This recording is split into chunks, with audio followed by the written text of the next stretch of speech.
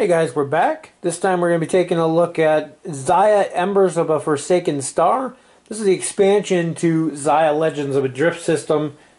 And I have to say, most expansions are kind of hit or miss. Some add some cool new things to the game, some overcomplicate them. This pretty much, I guess, completes the game is the best way to put it.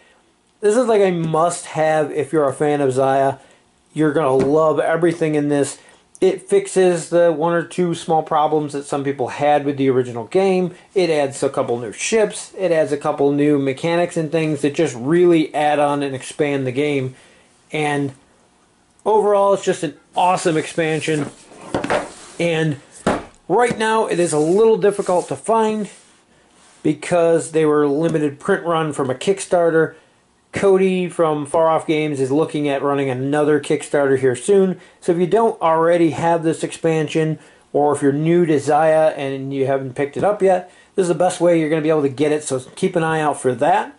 But the core game of Xayah has quickly become one of my favorite games, and this just adds to it and makes it that much better overall. Ton of stuff in this little box. Thankfully, well, it's not really a little box, but it's a little compared to the base game.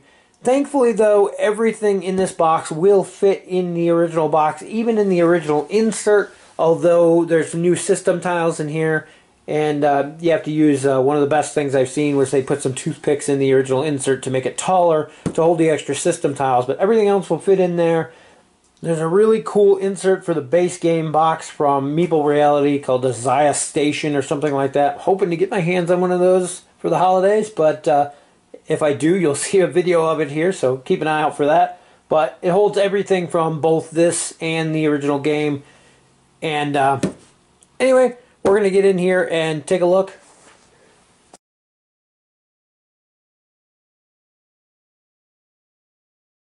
So first off, I've heard a few people complain the box was a little too big for what's in here. Honestly, considering what all's in here, I think they shoved it in a pretty small box. Again, you're not going to be keeping this box anyway. Everything is going to get stuck in your original game box. And what I'm going to use mine for of this, because I always keep my boxes, I'll throw it on the shelf. But I'll keep this box around to put all of the components that aren't used, because there's a few that get replaced and things.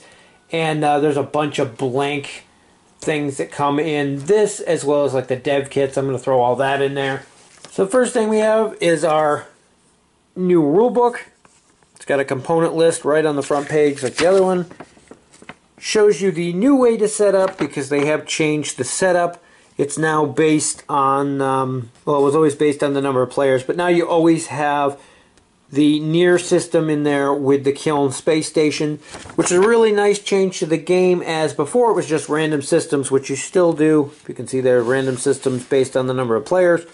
But before, you could always end up with 3 asteroid fields or something like that and not have a planet, and you couldn't go to recharge your energy until a planet was discovered.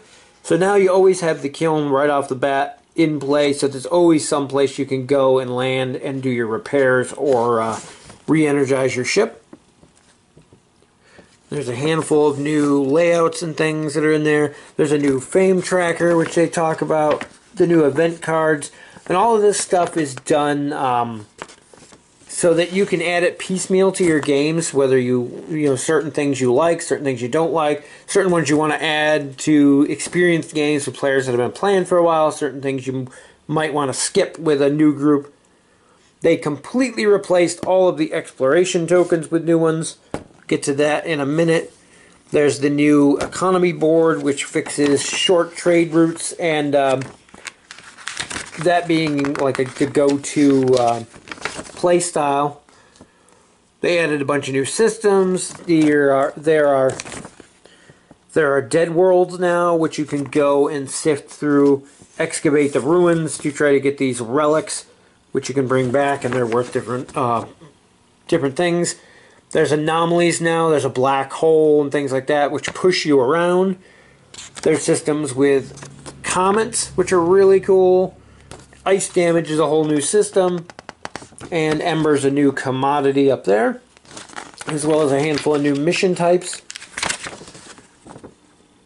In the back here, they talk about the different new mods that have been added to the game. And this section's actually some rules changes that have changed in this version of the game. So if you play the original and haven't played this, there's a few changes in here which greatly add to the game. Mission drawing. Whenever you run over a mission point and you draw mission cards now, you'll actually draw them and set them aside, and you don't even look at them until your turn's over. And then you have until your turn comes around again to pick out the missions you want to keep out of there. So you're not wasting time on your turn. You can do it on other players' turns. Speeds up the game a lot. A lot of people complain about the downtime. Gives you something to do on other people's turns as well. Trading, you no longer have to sell all of your stuff in your cargo bay. You only have to sell all of the type of that planet buys in order to get the fame point. So that's kind of neat, especially if you're trying to save up for some of the new missions that have you collecting multiple types of cargo. You don't have to sell them all in one place. The assassin missions give you a bonus. You can get it no matter who kills the target, how they die, as long as they die while you have that mission. That was actually FAQ'd a while back. Now it's actually in the rulebook. And respawns are done differently. You no longer lose a turn. Downtime's bad enough for some people in this game without losing a turn. So in this, you're going to respawn, but your ship's going to have damage based on the tier, which is fine by me, and it gets you back in the game quicker. You're not losing that turn. Then you have lore section in the back here, and then a new cheat sheet on the back with the new things in there, like the ice damage fields and the gravity wells. So, very nice. There's a smaller book here for solo rules. This contains the rules you need in order to play the game solo, how to set it up, things like that. There's also a campaign mode in here. Haven't tried that yet, but I'm curious to see how that works out. And then on the back is a tracker sheet. Probably going to photocopy this and print out my own because I don't want to write on here because it's part of the book. So the first thing we have here is a new fame track. This is going to replace the one that's in the original game. It adds in the times when the event cards are going to be triggered, which are new. They kind of change the way things are going on in the game. Now you can choose to play with or without those, so you might want to hang on to your old fame point tracker as well, or you can just use this one and ignore that when the events come up if you don't want to play with them. Everything else about it is the same. It is double-sided for some reason, and I read through, and as far as I can tell, it's exactly the same on both sides. So I'm not sure why they did that, but hey. Next we have our player mats for our 3 new ships. Now these are the thinner material that is in the newer versions of the game. If you're just buying a copy of Xayah, you're going to get ones that match these. If you have the original Kickstarter, they were much thicker, and these aren't going to match the ones you have. These ones are a lot less prone to warping like those were. So we have our new Tier 1 ship, the Vagabond. A new Tier 2 ship, the Skimmer. A new Tier 3 ship, the Carrack. I know I'm saying that one wrong. And these were originally print-and-play ships that came out in a little print-and-play pack that was available from the Far Off Games website. And now you have official ones with official player boards and painted models to match the rest of your ships. So we're going to go out of order here. You can see this thing's kind of a mess. The insert in here is junk. It's just a cardboard insert. Like I said, 90% of this is going right into your old box, so it doesn't really matter. But it's a mess right now. The first of our new models, we have these cool ice comets. There's 3 of these in there. And they do look really cool, especially when they're on the table. And they move around on the little tracks on the tiles they spawn on. If they end up in the same space as your ship, they will destroy it, so you gotta watch out. And every time somebody moves into those little lanes that they go, they'll move randomly, so it's an interesting obstacle to watch out for, and a really cool looking model. And you actually get 3 of those.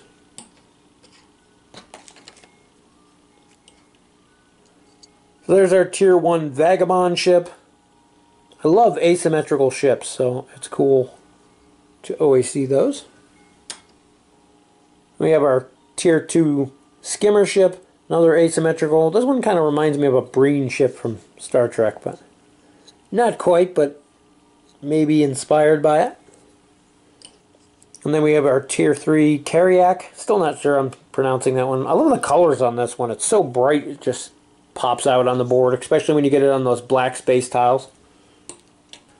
And this is another really cool addition to this game. This is the Kiln Space Station. This model's like really tall, but this is always going to be in play, at least if you're playing by those setup rules.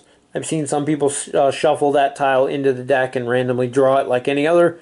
But it's cool to have out there. It's always some place to go to rearm your ship, to repair damage, to thaw out in this new ice-filled systems that they have. And it's a pretty cool looking model too. Obviously the scale is off, but it's made to fit on a hex on the board. So they have a card that actually represents the docking bays on here because it can hold 3 ships at a time. And I'll show you that when we get to it. Next we have our ice damage. So the normal damage crystals are replaced with these cool blue ones for ice damage. Once your ship takes some ice damage, it goes on hull just like your normal damage would, except for during your status phase each turn, it's going to spread. And if I can do this without a glare on there, so say you take a ice damage here, at the beginning of your status phase, it's going to spread 1 each direction that it can. And then the next turn on the status phase, this one's going to spread here, here, and here. This one's going to spread there. This one's going to spread there, and so on. So your ship can very quickly ice over, and if your slots are ever completely filled with ice or regular damage, your ship is destroyed. The only way to fix ice damage is to land on a planet. I should say land on a planet or station. And then you can thaw out your ship. The next thing we have is our new trade commodity in this game, and that's Ember. These can only be mined from the very dangerous ice fields, and there is a severe chance that you're going to get ice damage to your ship while harvesting these. But if you do get them, you can only sell these to the kiln, and they sell for 2,000 credits apiece, so they are very nice to collect up. And they have these really cool, they don't show up too well on the camera, but they're like a pearl type look to them, so they stand out and are different from the normal single color cubes that were in the original game. So one of the really cool new additions to this game are the Relics. These are going to show up on dead planets when you find them. Those are planets that no longer have a civilization, they're just ruins, and it's going to tell you to stack a certain number of these on the planet. When you land on the planet, you have a chance to excavate these. You risk getting ice damage to your ship if you fail, but if you succeed, you're going to take one of these and you're going to put it on your ship. And you need 2 spaces side by side in your hold somewhere to put it. Once you have these in your hold, you can go back to the kiln, and there you can have them sifted, I think is what they call it. And at that point, you're going to flip them over, and you get your choice of a fame point or whatever is on this side. In this case, it's a 2 cubes of spice and 2,000 credits. So depending on where you are in the game and what you're looking for, you may be able to choose either. I think most of them are a fame point or something else.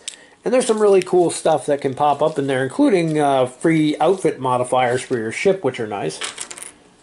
Also be warned that carrying around a couple of these in your cargo bay does make you a target, because people want to destroy those before you can claim them. Unlike cargo, though, if you get destroyed by carrying those, they do not get jettisoned into space. They actually are destroyed. Same thing if you happen to jettison them for any reason, they're also destroyed. Next we have our new exploration tokens. These are going to completely replace the ones from the original game. They have the same icon on one side, but all the ones on the other side are different. No longer are the 1,000 credits, nothing, or a free fame point. On these new ones, we're going to get new things like this, which is a immediate +5 movement. It's a nice speed boost there. You have the dreaded ice damage. You're going to take 1 ice damage, and then it's going to start spreading on your ship. There's ones for various cargo cubes, so you can pick up cubes of different types. So it's a nice new random way to get various cargo cubes. There's one that completely refills your energy. And there's also this one, which is kind of cool, which is a captain in need. And it's going to let you draw the top mission card, and you only have to fulfill the bottom requirement. You go to that final location and you get 1,000 credits. You don't have to do anything else for the mission when you draw one of those. And the other cool new thing is when you complete any of these, regardless, they go on your ship card. When you get 2 of these on your ship card, they can be traded in for either a fame point or 2,000 credits. So it's another cool bonus to exploration. So now every 2, regardless of what they are that you collect, is worth a fame point or 2,000 credits. So you don't have to worry about that. That's why they no longer have the ones that give you 1,000 credits or the fame point right off the bat. With that said, the ones from the original game you're not going to use anymore. And I'm going to toss mine back in the Embers box here. Although I am going to set aside the fame point ones because I'm going to use them to mark things like the gates when they come into play when they haven't been used yet, and that fame point for using them is still available. So it's nice to have these little fame point counters around and use them for various things like that. Basically as reminder tokens for when there's points up for grabs. You get 10 new 1,000 credit coins, same metal coins that were in the original game. These, I think they added them because the economy board's going to use them, but there's other reasons as well. But can't go wrong with having more money around. So here's the new economy board. This is kind of the fix for the problem with short trade routes in the original game. And the way this works is at the beginning of the game, you're going to roll a d6 for each of the commodity types. And that's how many are going to be put on this board. That's what's going to be available to purchase during the game. So you can't keep running back and forth between the same planets and say buying cyber, because eventually you're going to run out of cyber to buy. And if one of these commodities does run out, you're going to put a coin on there. The first person who generates that type of commodity will get that coin. And the way you generate commodities is by selling the previous type. They go around here. So if you were to sell plasma, you're going to generate cyber. So any plasma you sell would actually go to the resource bank, outside the game, and that's going to generate that many cyber cubes. If these full at 6, anything extra is just kind of set aside. You don't count it, but you still get points or money for selling it.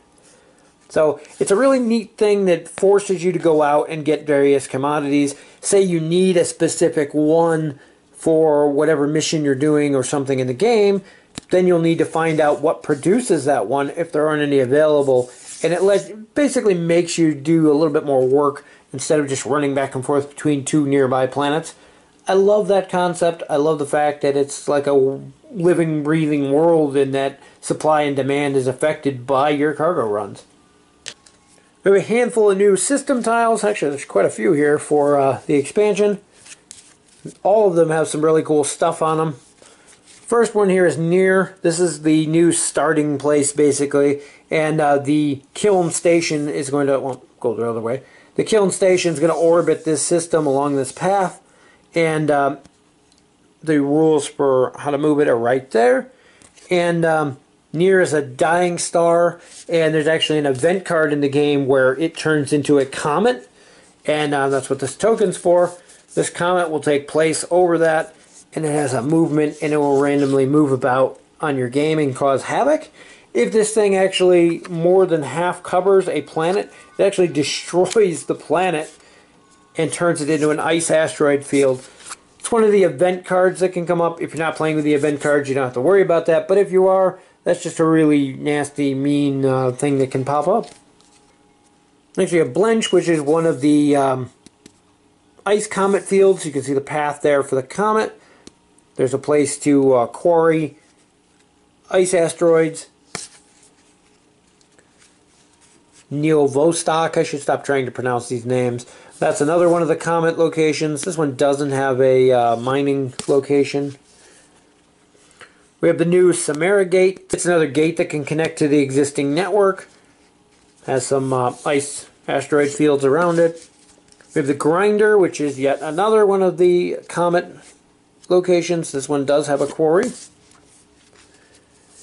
Here's one of our dead planets, Toftur. Yeah, like I said, I should stop pronouncing these. And then here you can see this is where the relics are going to go. It's going to get 3 times relics to start with. Once they're gone, they're gone. They do occupy these 2 locations, so you cannot land on either of these locations while there are relics present, but you can fly over them. You go to this point to excavate, and the rules for excavating are right there. There's another one of our dead worlds. Then we have the chasm. This is one of the first new, really cool things. This one does have a outlaw planet here, Kai, and it's buried in the middle of this gravity well. And there's 2 different gravity wells on this. There's this one which pushes you off that way, and there's this one which pushes you off this way. And anytime you enter or cross these lines, you have to roll the die that pertains to it, and you move along that path that much. Then you can continue your movement as normal. If you leave the line and enter another line, you have to roll again for the other. So, those are kind of cool. Then we have another dead world here. Farron's Call, which is our black hole. This one, again, has 2 lines. There's this outer spiral and the inner spiral. As soon as you enter one of these, you have to roll, move that many spaces, then you can continue on. If you switch from one to the other, again, you have to roll for that. So even if you're on here and you get pushed down onto this, now you switched, you got to roll again. There's 2 exploration points on here, really tempting to get, but if you ever go into the center of the black hole, you die instantly, so you have to keep that in mind and really watch out, especially for that D6 on the inner spiral there. Then we have the Brink, which is another one of those gravity fields. This one kind of spirals you around and throws you into a, I think it's a nebula. They just have it listed as an anomaly. There's also a tiny little neutral planet over here you have to keep your eye on, Tig. A lot of people miss that one because it's so small. Those are all of our system tiles that are in this expansion. We have a whole bunch of tokens. We're going to get to those, but we're going to go to cards right now. So our first stack of cards, we have our NPC card for the kiln. This isn't really an NPC, it's the actual station. So on the flip side of this is our station. When you land on the station, you're going to put your ship on one of these squares. You have your mission point, just a regular station, and the place to sell Ember. We have our 3 new ability cards for the 3 new ships. We have some replacement ability cards for 3 of the ships from the original game. It updates the wording and their abilities slightly to balance them out and make them more or less on par with the other ships that are available. So these are going to replace these cards from the original game.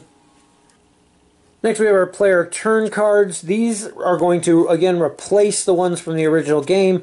It explains a couple new things on there, most notably the new how to win rules on you can get fame points for relics, as well as some other things that have changed from the original. So these are going to replace those cards with the new wording. They also have things in there like the status page where your ice is going to expand, which wasn't in the original ones. We have a small stack of new titles. Most of these apply to new stuff from the game, like in this case, Cold as Ice. Repair your ship when ice damage fills at least half of your ship's hold.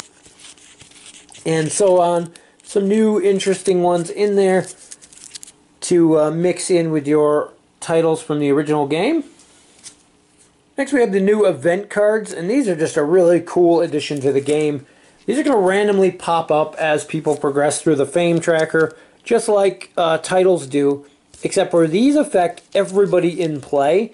I'm not going to go through all of them because part of the cool thing is only a handful are going to come up per game. There's a big stack here, and some of the ways that they change the game are just massive, and it's really cool to have them come out, and it's just random unpredictability of space. Definitely some cool things in there. You get a handful of event tokens, and I believe they're marked on the back. Yeah, they have letter number combos on the back there, if you can see. That you use these to tag the event cards that are in play and certain locations on the board that pertain to those. So you can basically, they're reminder tokens so that you remember there's something going on. Next we have a whole new stack of interplanetary missions. It's a pretty thick stack too. These are broken down into several new categories. You have cargo ones, which you get more money based on various combinations of cargo cubes that you can turn in. There's arms dealer ones. These are kind of cool. They're one of my favorites. And you get paid for bringing basically weapons and systems into various places. And depending on what tier system it is, it's how much you get paid for it. Doesn't even have to be a new one. You could have one already on your ship at the time and just run it over and turn it in and get paid for it. Private eye missions are kind of fun. You got to go to a certain location. You draw a handful of cards, and for every outlaw mission that turns up in the ones that you look at, you get paid a different amount. Then we have coerce. These ones are fun if you're into PvP. You basically have to go to a player, and there's different players based on the mission there. And you go and you take a shot at them, and the point is to do damage to them, but not kill them. If you kill them, you don't get anything, or if you don't do any damage at all, you don't get anything. And then based on the amount of damage you do, you get a certain amount. Of course, they're all illegal, so you're going to get a bounty no matter what. But those are fun. And they mix well with the existing missions. Add a couple new types in there, both good and outlaw missions. You also get a couple blank event cards and title cards. These are really cool, so you can come up with your own. There's a 1, 2, and a 3 fame point title. And then 3 event cards there, so you can come up with your own cool stuff to add to your game. I don't do a lot of the write-in things, but it's always nice to have that as an option. This whole stack of stuff is for the solo player. You have solo setup. It's basically a quick reference card to the rules on how to set up a solo player game. You have the solo campaign upgrades, which are various things you can upgrade on your ship as you progress through the campaign.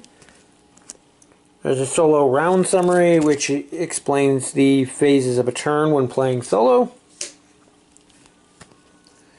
There's a handful of behavior cards for the Scoundrel, the Enforcer, and the Merchant.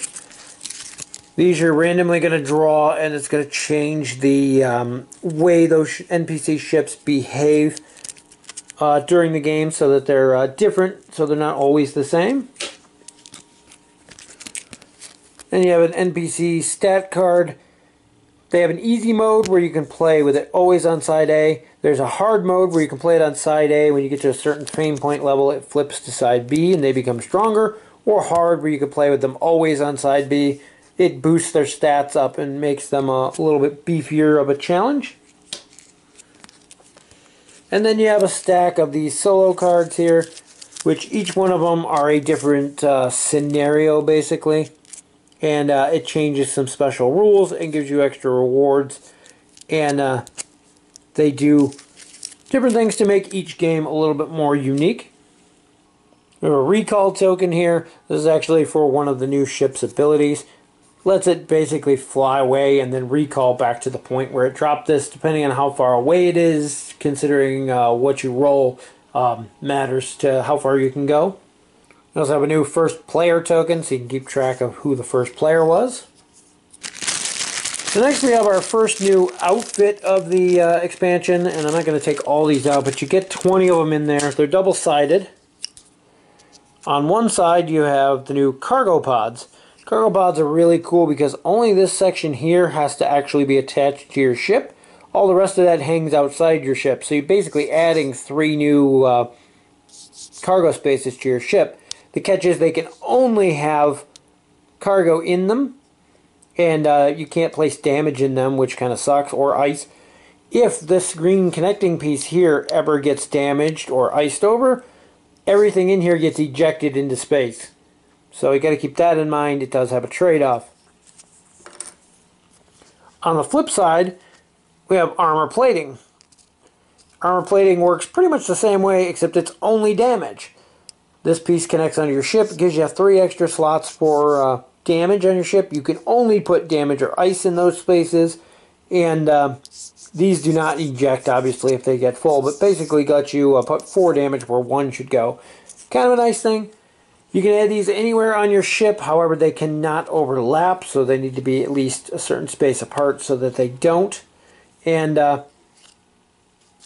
neat little addition to customize your ship a little bit more to your game playing style of what you're trying to accomplish.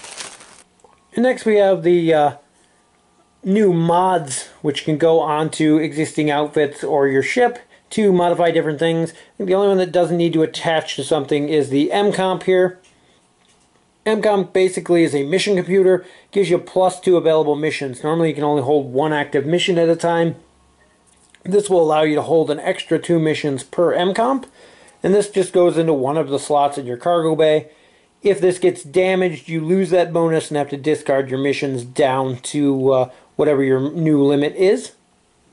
Last 3 mod types have to actually be attached to something.